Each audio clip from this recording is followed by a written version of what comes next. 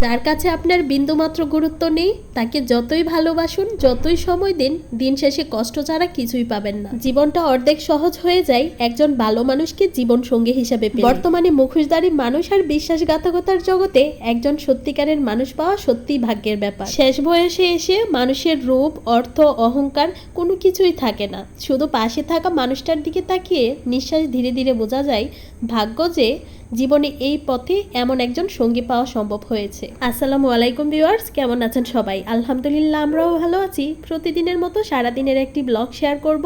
আশা করছি পুরো ভিডিওটির সাথেই থাকবেন। সুস্থতা হচ্ছে আল্লাহর দেওয়া শ্রেষ্ঠ নিয়ামত, যা আমরা অসুস্থ না হলে কখনোই বুঝি না। গতকালকে থেকেই ঠান্ডা জ্বর, তাই আর তেমন কিছুই খেতে ইচ্ছে করছে না। সকালের নাস্তা আবার খেতে ইচ্ছে না করলেও ছেলেটার জন্য তো কিছু একটা বানাতে হবে, তাই ওর জন্য চিনি দিয়ে গুলা রুটি বানিয়ে নিয়েছি। ওই রুটিটা সেও খুব পছন্দ করে, আর আমার জন্য একটু রং চা করছি। আদা তেজপাতা দিয়ে পানি কিছুক্ষণ জাল করে নিয়েছি। তারপরে এখানে একটা লবঙ্গ, দারুচিনি, গোলমরিচ গুঁড়ো করে দিয়েছি। সাথে চায়ের লিকারটাও একটু বেশি করেই দিয়েছি। কড়া করে এমন চা খেলে কিন্তু কাশি অনেকটাই ভালো হয়ে যায়। তবে আজকে সারাদিনে অনেকবার চা খাওয়া হয়েছে, জানি না রাতের বেলা ঘুম আসে কিনা। ঠান্ডা জ্বরের ওষুধ বলে কথা। যাই হোক, এখানে চাটা হয়ে গেছে, আমি নিয়ে নিচ্ছিলাম। সাথে দিয়ে দিচ্ছিলাম 1 চামচের মতো মধু। চা খাচ্ছিলাম আর বসে বসে ভাবছিলাম আজকে দুপুরবেলা কি রান্না করব। প্রতিদিন এমন অনেকটাই দেরি হয়ে যায় রান্না বান্না শেষ করতে করতে। অল্প স্বল্প রান্না করি, তারপরও ভাবি যে কি রান্না করব।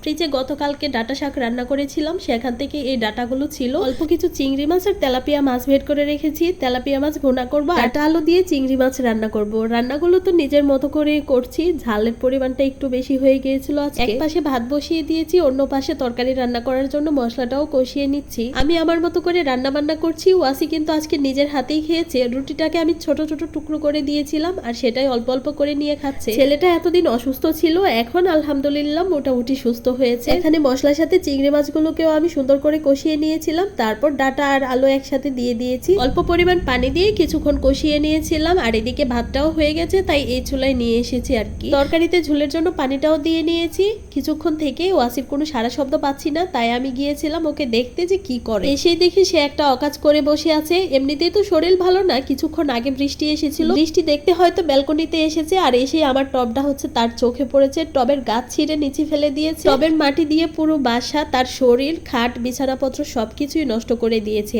এতক্ষণ তো আমি রান্না করছিলাম, ভেবেছিলাম হয়তো চুপচাপ গাড়ি নিয়ে খেলছে।